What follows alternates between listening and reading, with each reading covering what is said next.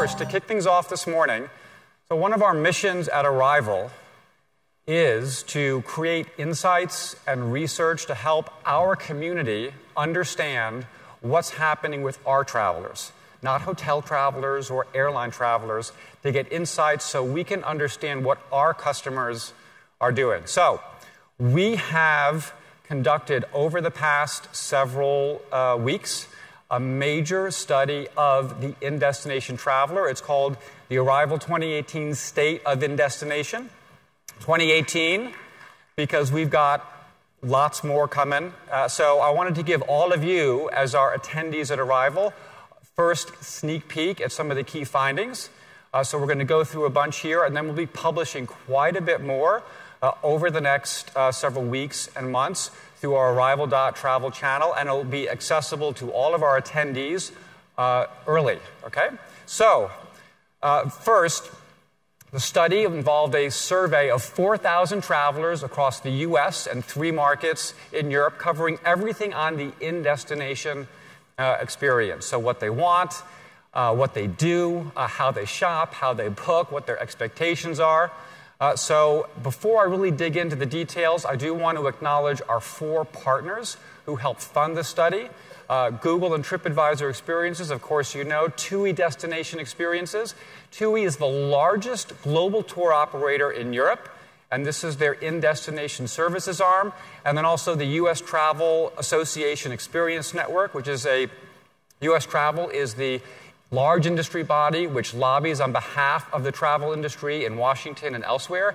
The Experience Network is a network of leadership from tours, activities, and attractions to advance that sector. So we really appreciate their support. I also want to make a point with this too. This is independent. They supported it, but this is our research. These are our insights. They had absolutely no influence on what I'm about to share with you. Okay. So what we're going to do, we're going to look at the in-destination traveler. We're going to find out who they are, what they do, what they want. Because very often what people want or aspire to is different from what they actually do. And this is important. We're also going to spend some time looking at the path to purchase. So how and when your customers shop and book your stuff, not flights and hotels. And we're going to try to boil this down to give you some practical insights on what it means. And again, this is really just the beginning. So first, who does it? Like, do we have a particular traveler type or segment of the traveler population? So here, we've got some pretty good news because it's pretty much everybody. Right? So basically, anybody who takes what I'll call a meaningful or a significant trip.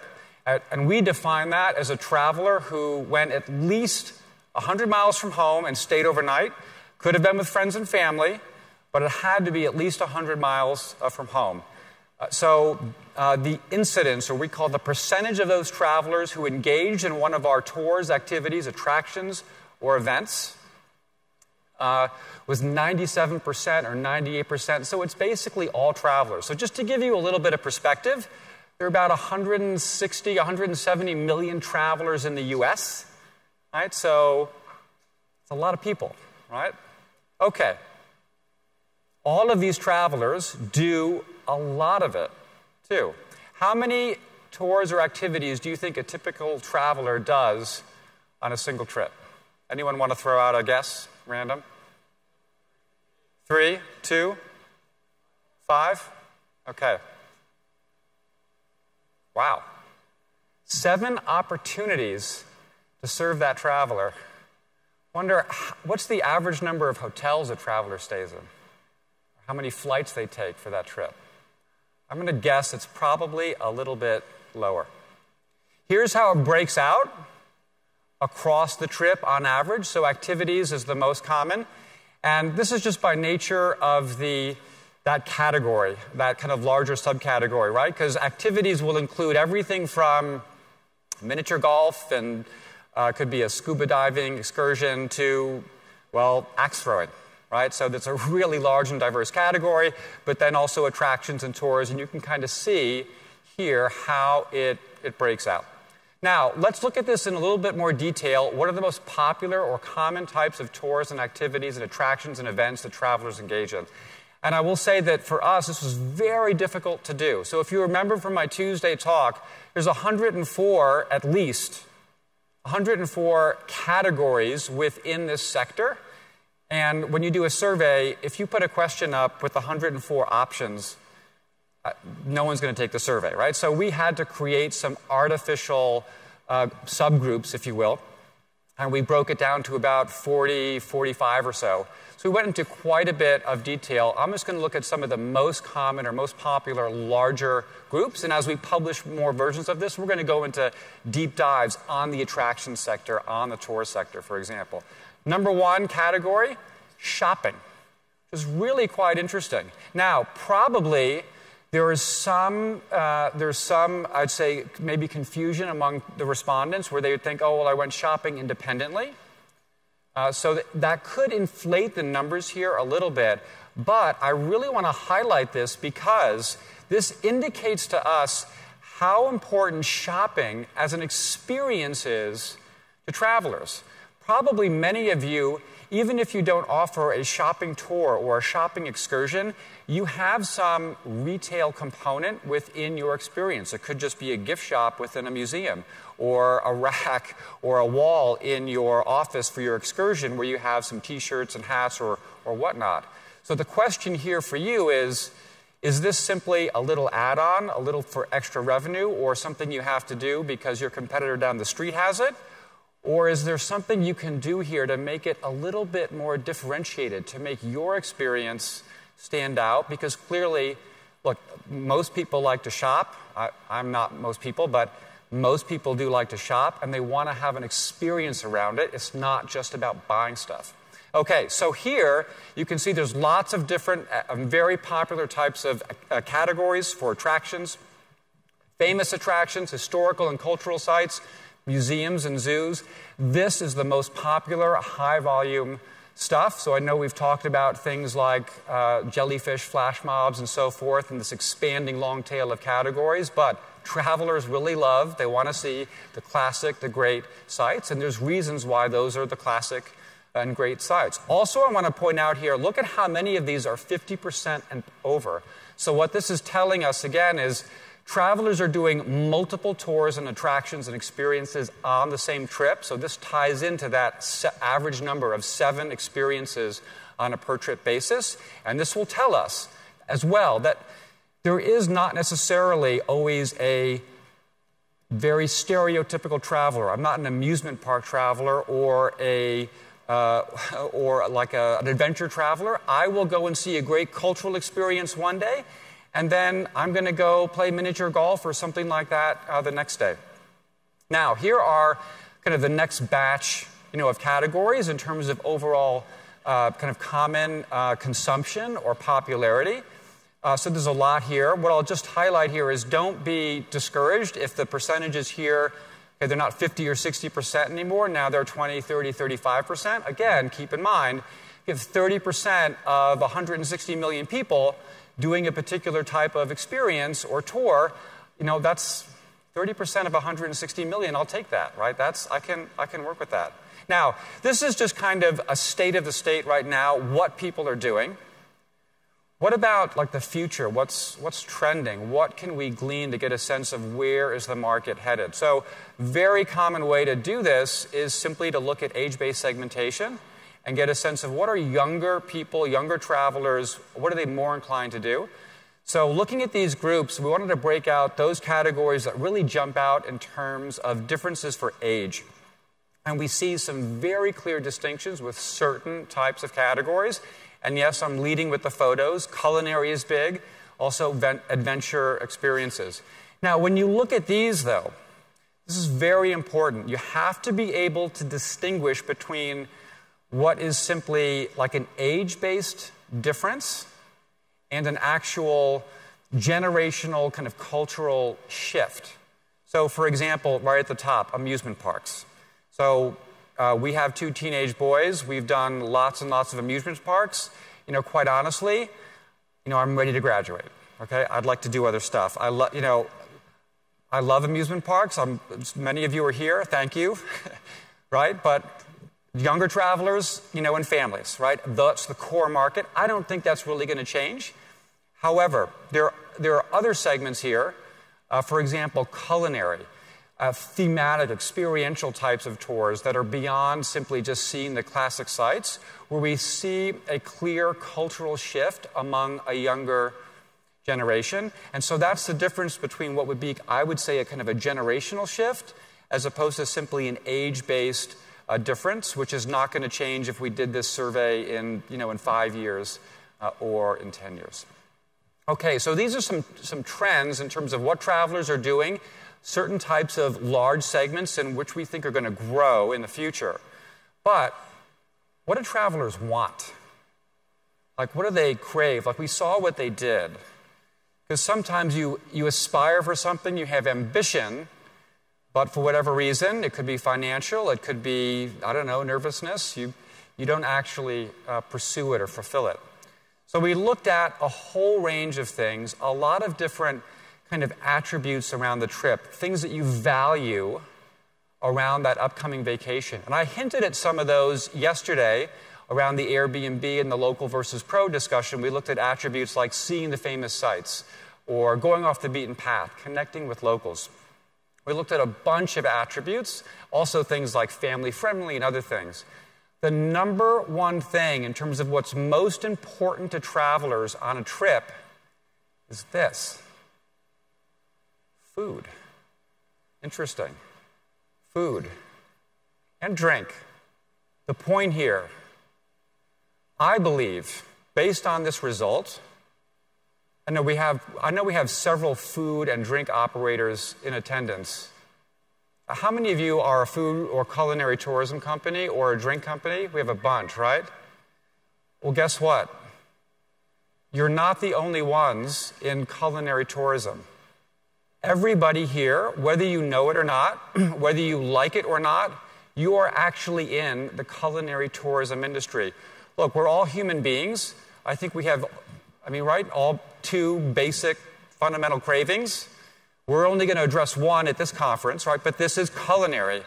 Right? And so even if you might be at a museum or an amusement park and you have a concession stand or a small cafe, or maybe you are a cycling tour operator and you stuff the backpack with power bars and bananas, that is culinary.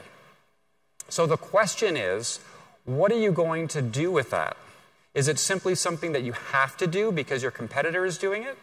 Or are you going to create some kind of unique or distinct experience to make your tour or experience or activity stand out? Because everyone wants it, and increasingly more and more travelers want that type of experience. So maybe that cycling tour operator, instead of doing that kind of run-of-the-mill power bars and bananas, maybe they have someone meet them at a particular location, and they'll lay out a very special kind of picnic and a setting with local foods that will be linked to the place that they're cycling through. So just one type of possibility. Okay, let's dive into the purchase path, how travelers plan and book. We're going to look first at just the basic methods. We actually looked at tons and tons of channels. I'm going to keep this really simple for now. Basically, it's digital mostly here. If you look at computer at the first in terms of how travelers are shopping, mobile and also online social media are the fourth and fifth, kind of all the way over to your right. But I do want to point out travelers are doing all sorts of things, including kind of guidebooks, which is very interesting, especially for trips that are long haul and longer trips. They will take a guidebook with them, so we have to look at offline as well as online sources too. Mobile phone, lots and lots of hype about mobile, but then you look at this and it's like, oh, it's only like 11 or 12 or 13%. What's going on? But let's have a look when we break it down by age. So all of that mobile activity is travelers under 45, and especially the rising Gen Z, 18 to 24. So mobile clearly is the future in terms of shopping, in terms of bookability, and the use of desktop will decline. These travelers will expect to access and book in destination, close in, and on their phone. So let's look at booking a bit more closely. Is it happening online or is it happening off?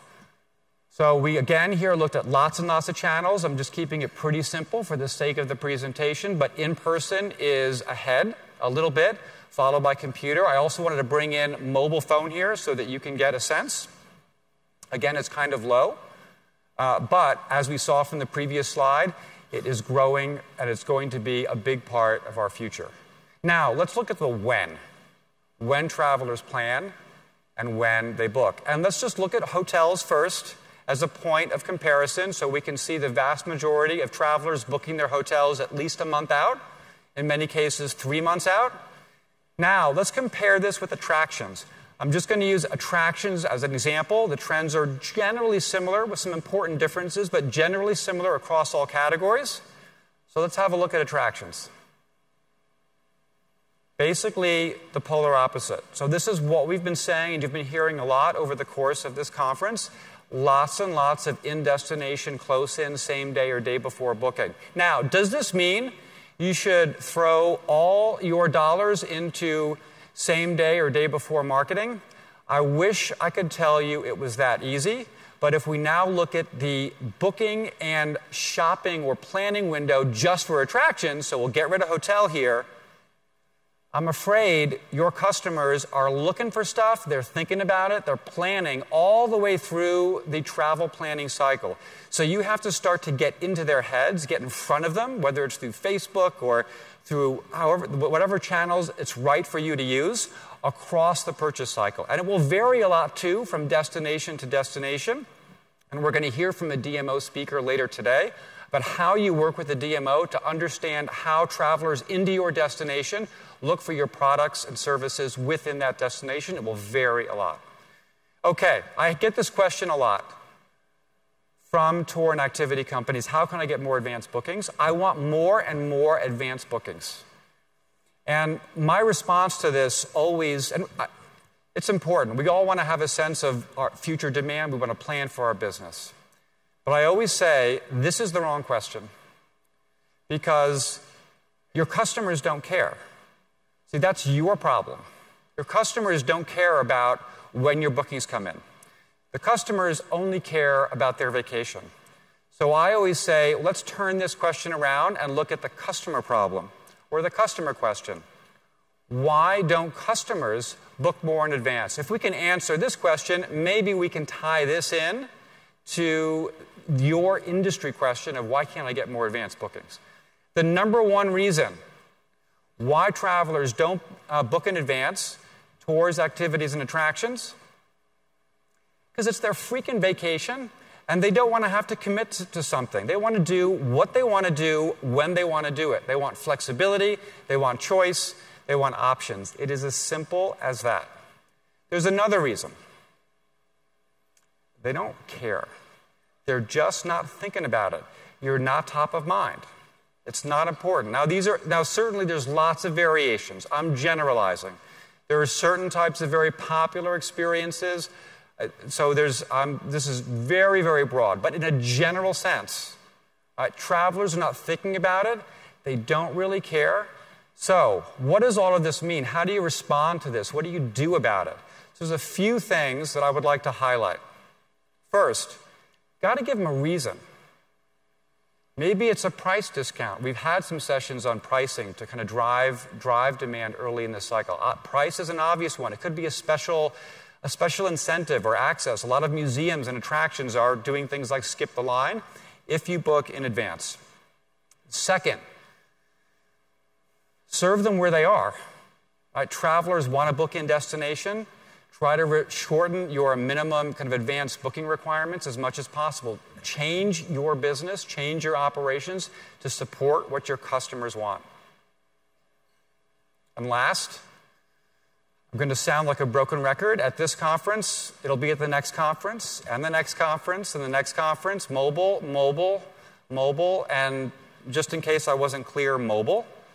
It's really important. You have to be discoverable, findable, and bookable. You have to provide an amazing experience on mobile. If you're looking at when you redesign your website, start with mobile.